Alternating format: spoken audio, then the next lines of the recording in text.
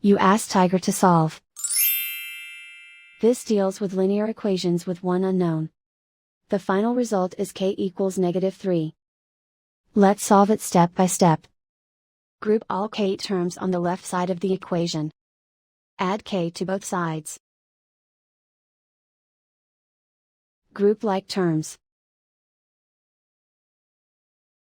Simplify the arithmetic.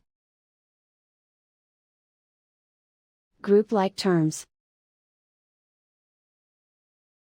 Simplify the arithmetic. Group all constants on the right side of the equation.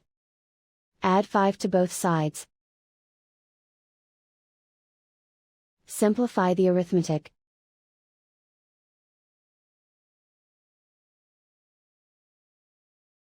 Isolate the k. Divide both sides by 2. Simplify the fraction. Find the greatest common factor of the numerator and denominator.